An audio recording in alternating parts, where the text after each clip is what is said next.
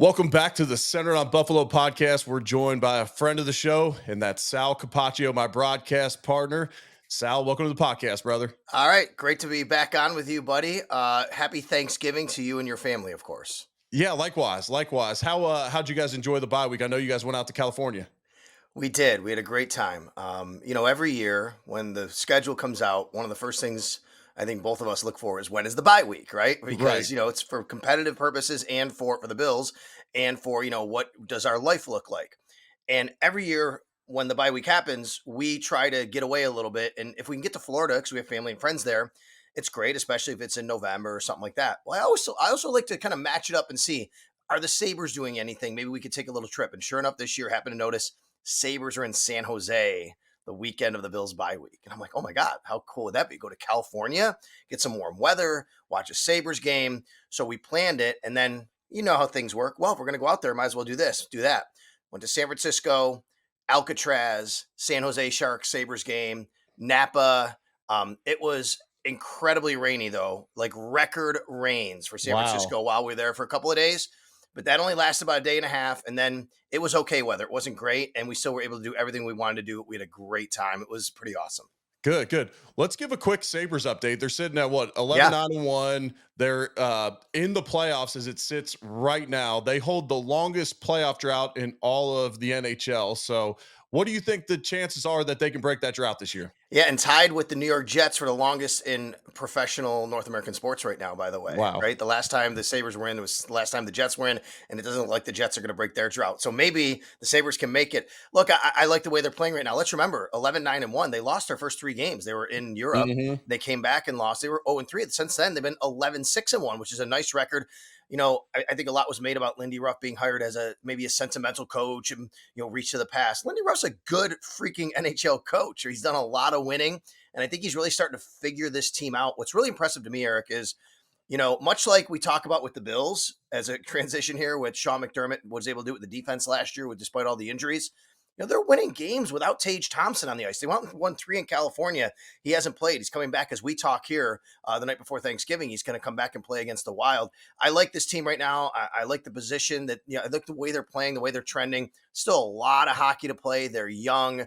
We'll see if they can ultimately get over the hump when it comes time in January and February. But just to be there and be in the mix, it's a lot better than what it's been the last few years. I know it. I know it. And I'm ready for them to get back going and create just additional buzz in Yep. Buffalo. When the Bills and Sabres are good, I mean, it's just epic in Buffalo. And so Yep. I'm ready for that. Those home Sabres games are so much fun to go to. And when the crowd's there and the energy's there, it just adds on to it. Hopping back to the Bills, they get their signature win against Kansas City. You get to enjoy it through the bye week. I know Sean McDermott gave them 6 nights off, I believe, which was a lot more than he gave us off in 2017. And I gave him a lot of crap about that. I told him he was being soft on the guys and all that. He said, we're in a different situation now. I said, I realize that, Sean. I realize it's a different situation. He also, of course, Sean remembers, he's like, that was an early buy too. Early buys, you don't need Yep. as much time off.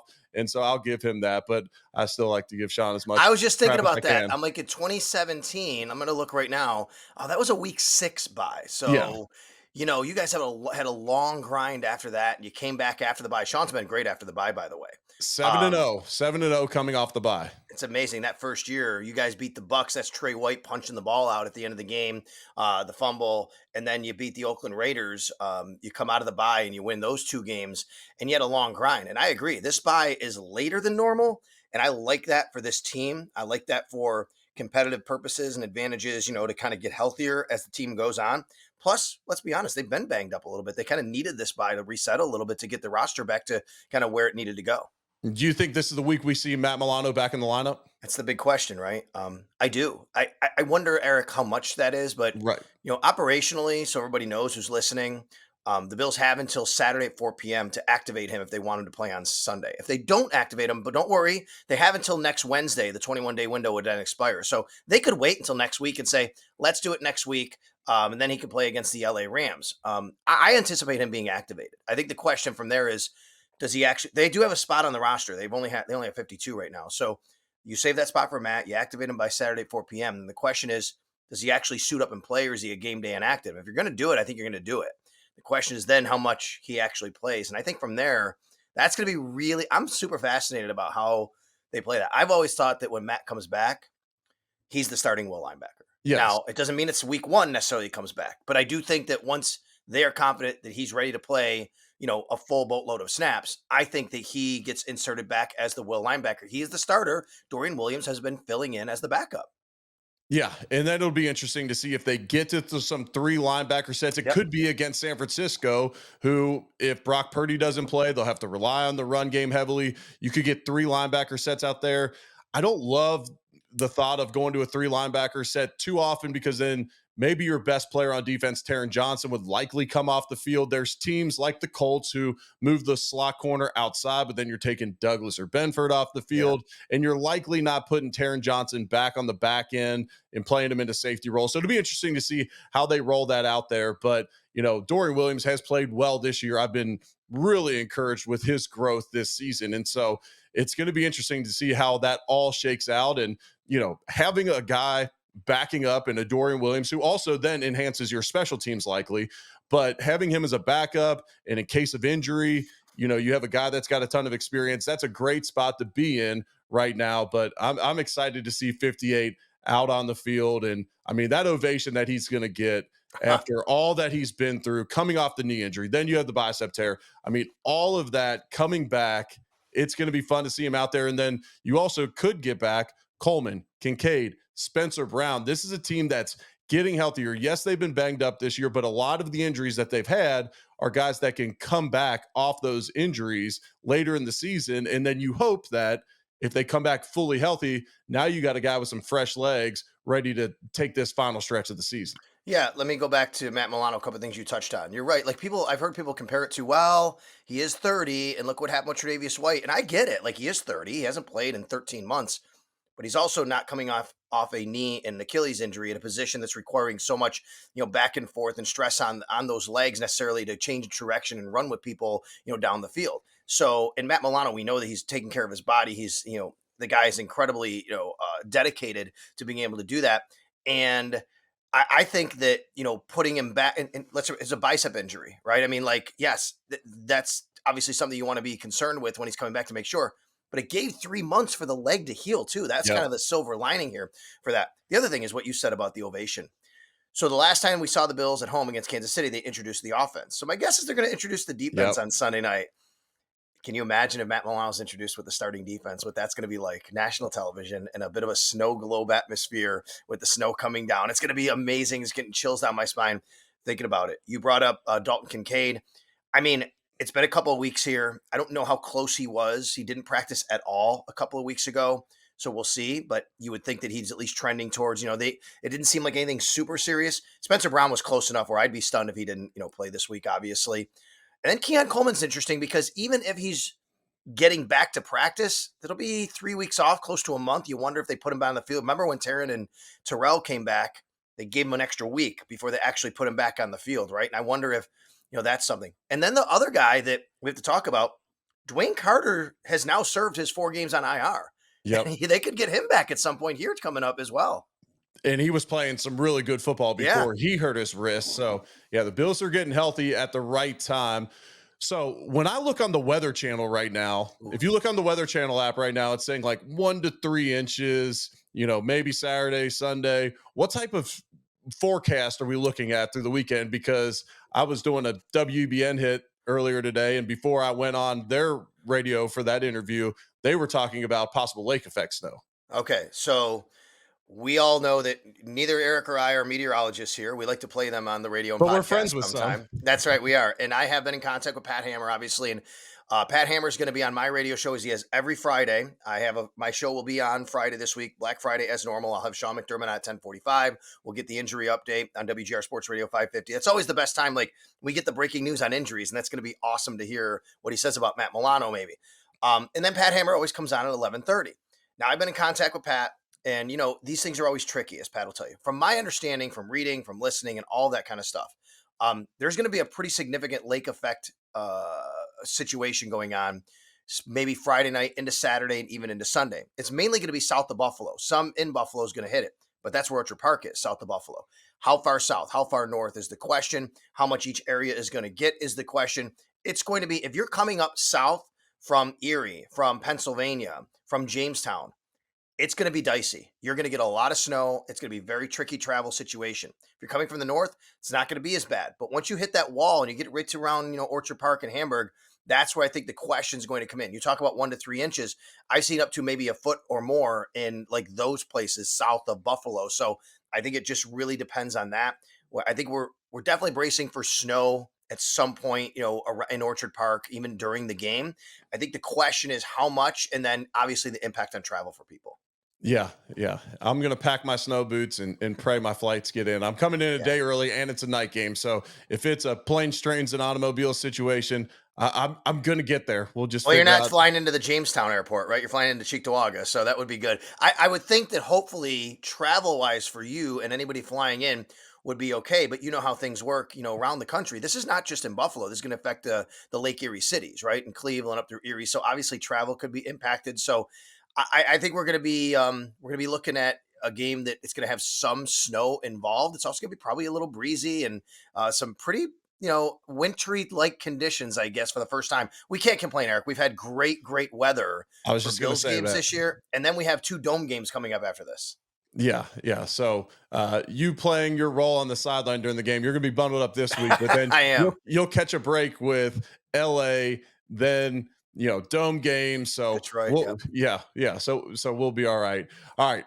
So when you look at this San Francisco game coming up and in the remaining schedule, let's just kind of throw it out there. The Bills can clinch the division this week, and we'll likely know tomorrow night, Thanksgiving night, whether the Bills can clinch. Just because if the Dolphins lose their next game to the Packers on Thanksgiving, then if the Bills beat the 49ers, they will have clinched the division. But they got a lot more to play for. They have the shot at the 1 seed, especially now that they beat Kansas City and they hold that tiebreaker. When you look at the remaining kind of schedule for both these teams, because if the Bills handle their business, the only team they're really worried about right now is Kansas City, the way it shakes out. What do you think the chances are the Bills getting that 1 seed? I still think it's less than 50%, I guess, right? I think it's more Yeah. likely Kansas City. I think that's what the betting would tell you as well, because they are in a better position. And if you look at Kansas City, as much as they have a couple of games where they could trip up, their schedule seems pretty favorable for them to be, they'll be favored in all their games. Now there are some areas where I would say that, let me say it this way, Eric. If the Bills are still within one game after the next three, if they're within one game with three to go, I think I like their chances, but they have to be within one game with three to go. And the reason I say that is because the next three games for the Bills are their toughest of the six. If you take a look at the schedule, literally their next three, and then there's three. It's San Fran, defending NFC champs, at LA. Rams, they can be hot and cold. They have talent and they're fighting for a division, obviously. And then they go to Detroit, which is going to be a really monster test for the Bills, and they're not going to be favored in that game. But then they get New England twice and the Jets. Well, if you go to those last three games, you're still within striking distance. I think it's very possible, because if you look at Kansas City's last three games as opposed to their next three, Kansas City, their next three, they Black Friday against the Raiders. They should take care of business, but the Raiders do play them tough. They do have the Chargers, who have good defense. They do have the Browns. But after that, Eric, they have the Texans. They have the Steelers on just 4 days later on Christmas going to Pittsburgh. And then they have the Denver Broncos, who are really starting to play some good football right now. I think the Bills have to be within one game with three to play, and I think it's doable. I think that's a challenge, though, because man, the Bills going to Detroit to win.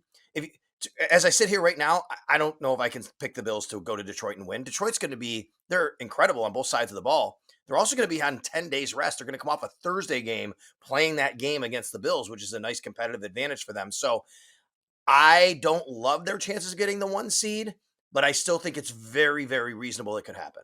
Yeah, I think Vegas right now has it at Kansas City 50% and then Bills 38%. So not far Mm. off. And it went dramatically up, obviously, when the Bills took care of business So who would be in would it Metro be the Park. Steelers? There would be the other, I think, team that would be in the mix, because they still play Kansas City and they're only a game behind the Bills. Right. Yeah, and I think Okay. it would be Steelers have the next highest shot, and then it's kind of just if it Yeah. all falls apart, for Kansas City and Buffalo, there's the remaining, Yep. however many percent when you go beyond the Steelers. And one thing depending how this all shakes out, it could dramatically affect Josh Allen's MVP chances as well. If the Bills are playing those last 3 games, they don't necessarily have to win them if they have the 2 seed locked up. If they're locked into the 3 seed, whatever it is, that could affect Josh Allen's MVP chances, and that's where I want to take this conversation. Let's take a quick break to hear from one of our sponsors, and that's Dan-O's Seasoning. You got to check out the new Purple Top. The Cajun seasoning is out. It's going to go great on wings, any type of dish. You're bringing a whole new type of flavor with this Cajun seasoning, all natural, no sugar, and this one is a game changer. Go get you some, danoseasoning.com, a retailer near you. And when you do, you got that yum yum, get you some. How do you see this MVP race shaking out? Right now, Josh Allen is the betting favorite. Number 2 is Lamar Jackson, who's having a better statistical season, which is kind of the opposite of last year. It was Lamar is the favorite, Josh Allen having more total touchdowns. Now, the narrative was out week 1 when Josh had 4 turnovers against the Jets that he has too many turnovers. And all these people that have the votes, I believe, made up their mind after week 1 last season, after that Monday Night Football game, that Josh Allen is not the MVP. He turns the ball over too much. Agreed.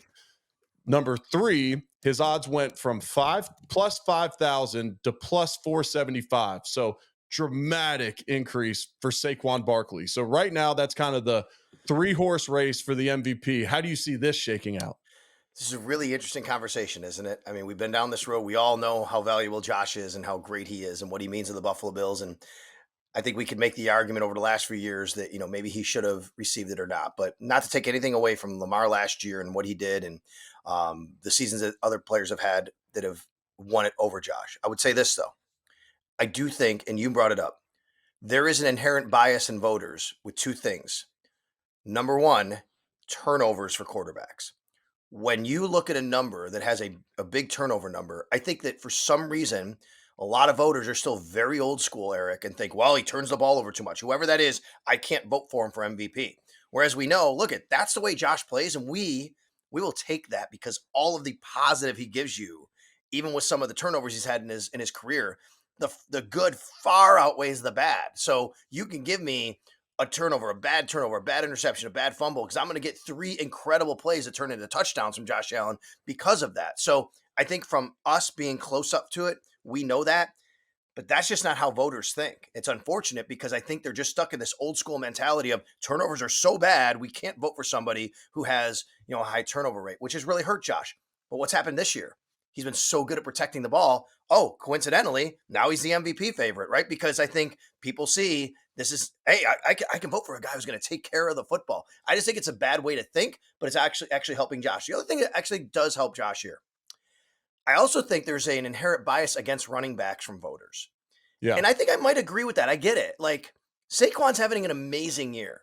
To me, he might be the NFL Offensive Player of the Year. But to give a running back an MVP, even I fall into this. I don't know if I can do that in the year 2024. Like, how much are you really losing and gaining between running backs from different teams when they go out and you have, above replacement? Maybe I'm the one that's naive or old school too much about it because I know that Saquon has been amazing. And I'm not taking anything away. And I know that, the narrative on and the talk about the Giants letting him go when he goes to the Philadelphia Eagles. But I think that there are too many voters who also think like that and say, I'm not giving it to a running back. And even then, even if they do, there are some people who would say, well, I might give it to Hurts over, Saquon, and they might divide up some votes there. But I think that plays into Josh's favor, that the fact that even though Saquon is having this great year and he's getting a lot of momentum, there probably aren't enough voters, I think, that would want to give it to a running back. Right. There hasn't been a running back MVP since Adrian Peterson in 2012. And then when you look at the pace that Saquon's on, now I'll say this, if he goes out and breaks Eric Dickerson's single season rushing record, that's going to put him heavily in the conversation. Mm-hmm. And then it becomes dicey. He's also on pace to break Chris Johnson's single season all purpose yards record right now. Amazing. Now, can he keep this pace?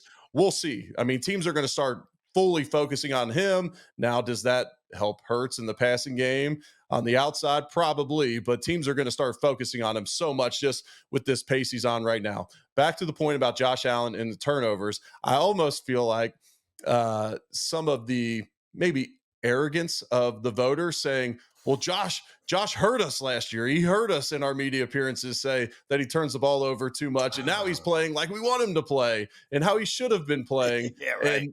And some of it's the stylistic approach of the Bills right now. They're throwing a ton of screens, and they're not to the running backs, a ton of screens to the wide receivers, and we've seen Josh pick up a ton of yards after the catch this season, especially from guys like Shakir. Those guys have really helped Josh's numbers, but they've given Josh some just easy outlet throws within games where he's not just having to push the ball down the field. Josh, break the pocket and make a play down the field. They've gotten out of that approach so much that it's really helped his turnover numbers. Yeah, and I'll say this too, because of the Saquon conversation.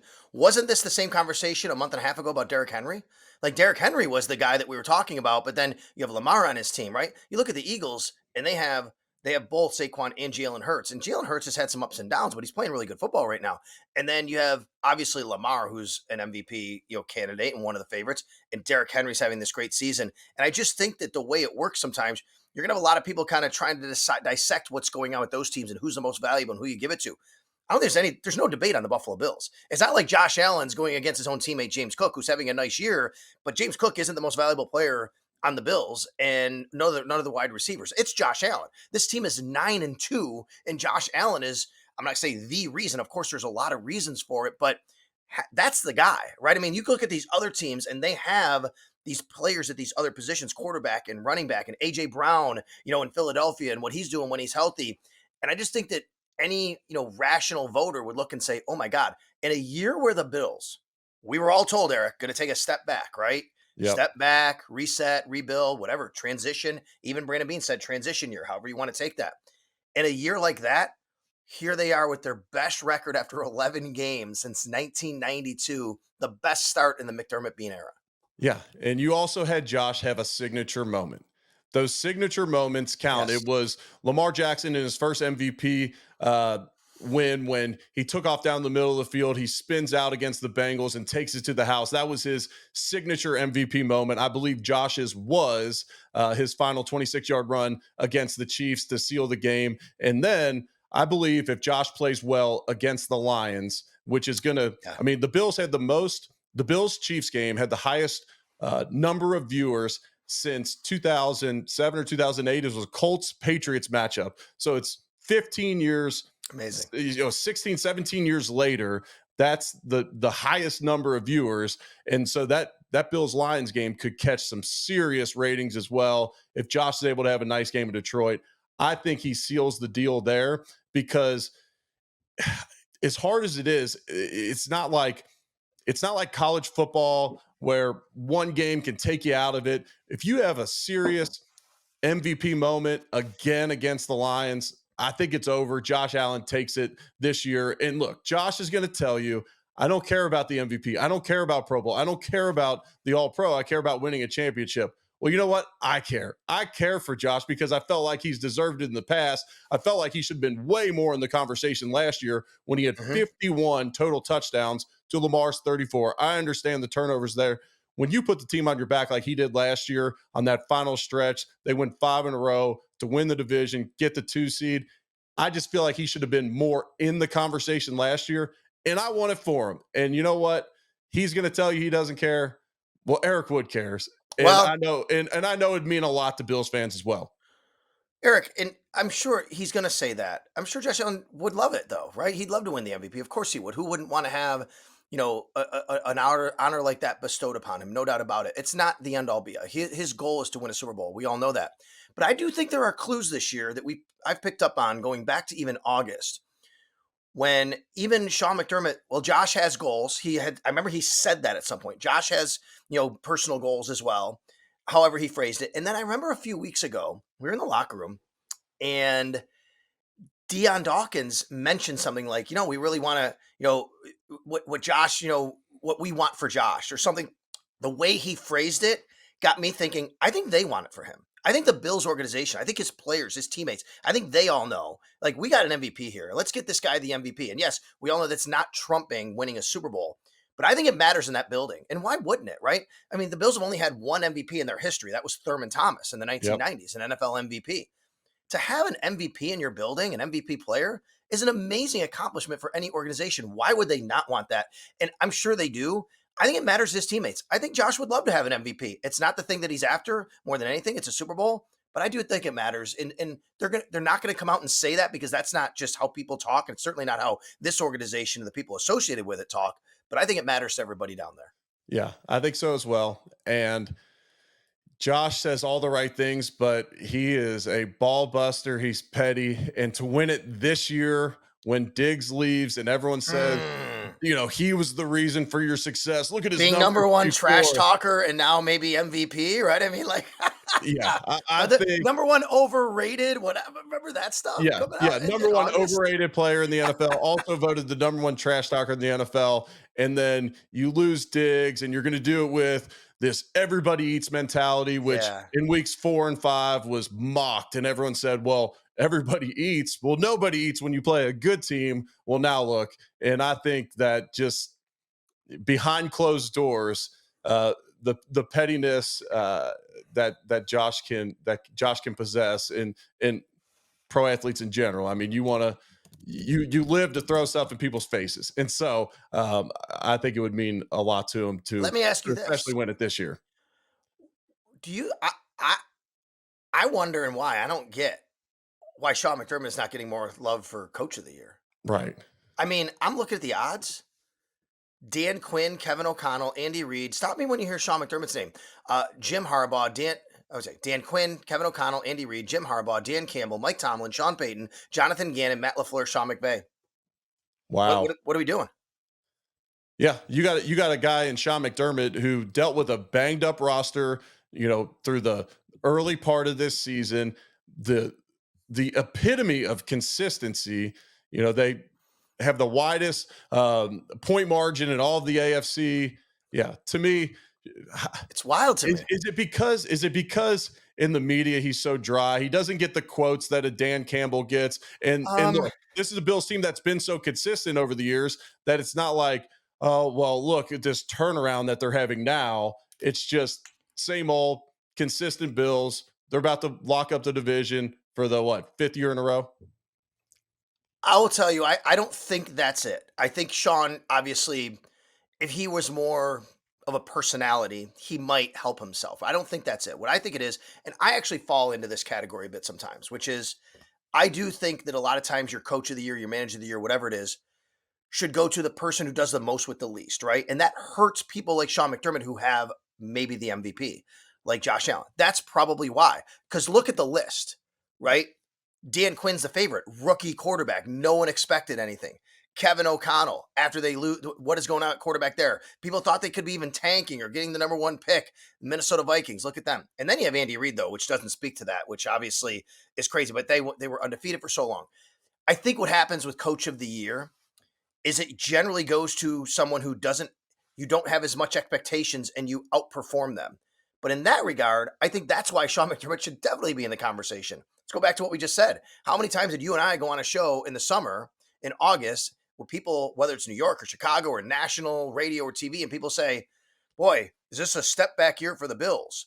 Not expecting them. I mean, the Bills were not the favorite to win the division. Here they are with a chance to win it in week 13. And to me, that's why Sean McDermott absolutely belongs in this conversation. You're right. The consistency of him and his program that he's run for years and years, but it's a coach of the year award. And this year, this team, what they're doing with no Stephon Diggs, no Gabe Davis, no Mitch Morse, no Micah Hyde, no Jordan Poyer, all that leadership, and Sean McDermott to be 9-2 with this team, I think he absolutely should be in that conversation. I think so too. And this is also a guy. Now, we follow the Bills mainly, and so Mhm. we hear more than most. But this is a guy that people said coming into the season was on the hot seat. Oh, And I never know once. I know that's a lot of, people just talking. Yep.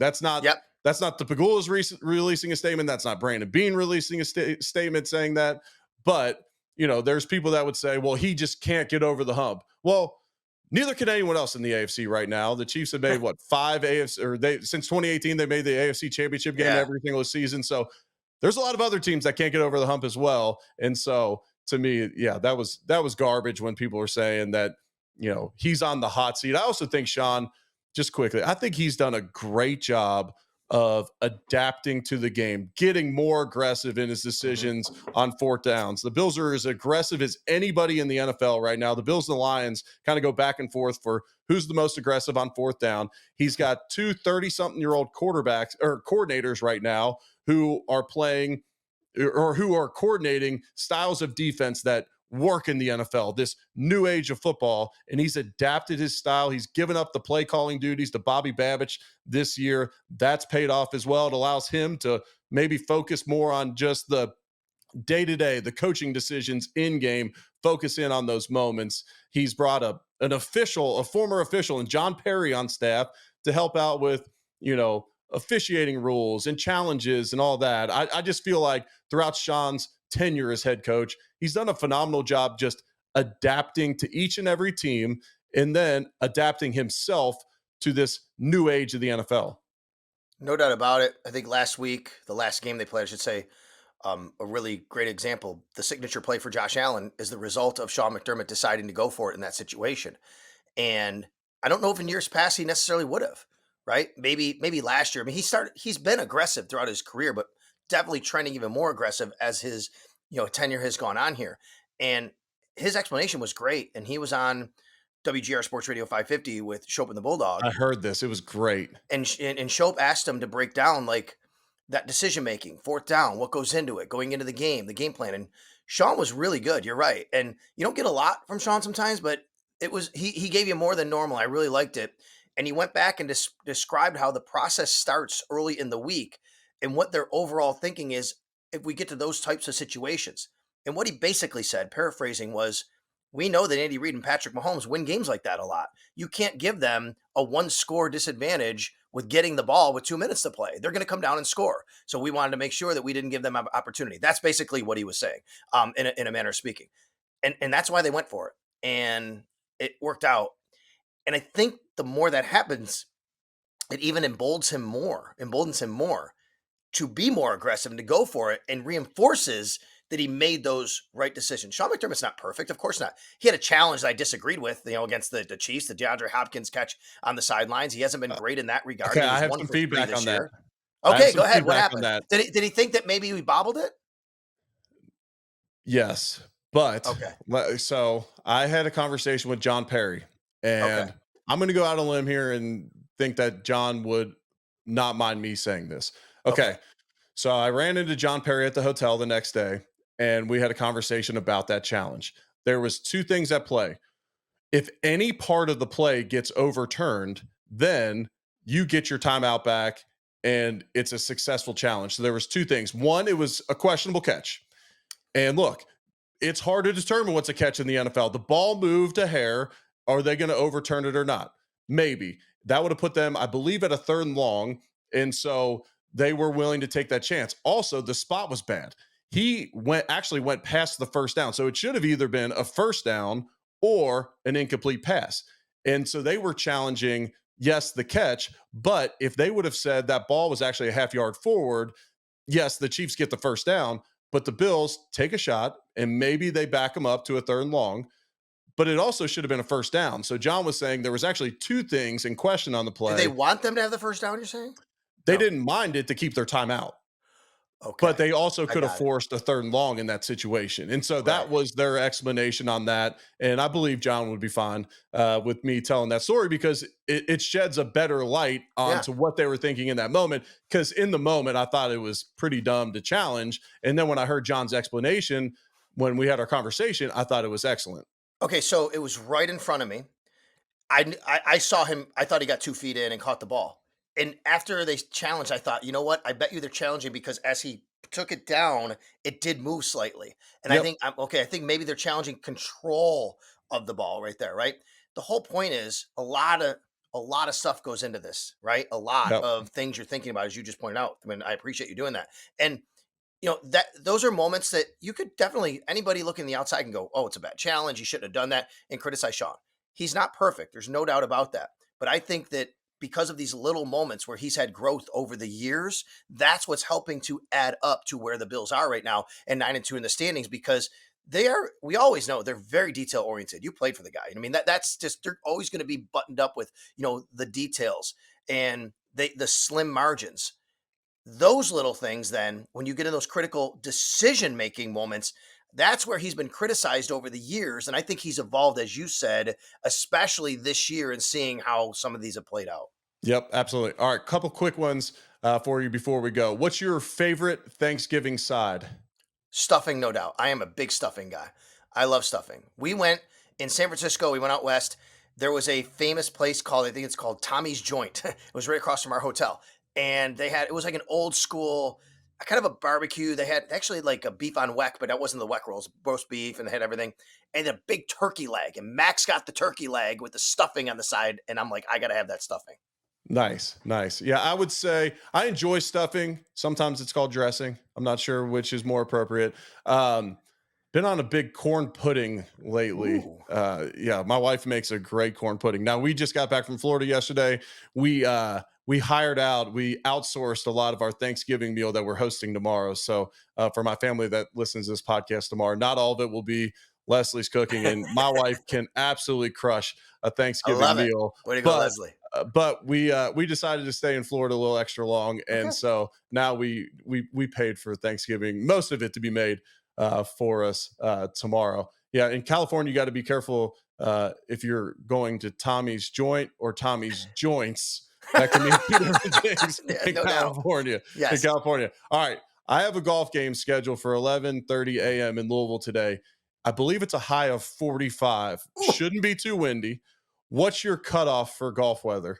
I ain't doing 45. Sorry. I have done it. I have done it. A couple years ago, Delaware Park, me, Jeremy, Bulldog, Joe DiBiase, we got together and it was probably high 30s, low 40s, right? And it was cold. I'm a hot weather golf guy. The hotter the better for me. I love playing golf in 85 to 90-degree weather. I love it. I know people hate it. Not me. That's the way I love that. And the birds are singing and it's just a beautiful. I'm sorry, I'm not doing golf. So cutoff, if we set up a golf date, it was supposed to be decent weather that time of year, and all of a sudden I'm looking at the forecast, it's like 45. I'm finding a way to back out of it. I just want you to know. All right. Well, generally I would too. I got a buddy in from out of town. We got Fat Perez from Bob Does Sports. He's coming in town. He's got family in Louisville. So part of it's based on the crew for me as well. Sure, You got sure. a great crew. Let's just make it work. If it's kind of your standard weekly game and we could pop inside and get on a simulator, I'm probably switching. Okay. But yeah, we're gonna try and make it work. I need you all to go to bluecheesemafia.com and check out all these awesome tees that I've been rocking on the podcast, on social media. You've seen me rock them at the games. These things are incredible. And now they got that new Centered on Buffalo line. So you could support the podcast through these t-shirts, their hoodies. Go check them out. They'd also make an awesome Christmas gift this year. Go to bluecheesemafia.com and check them out.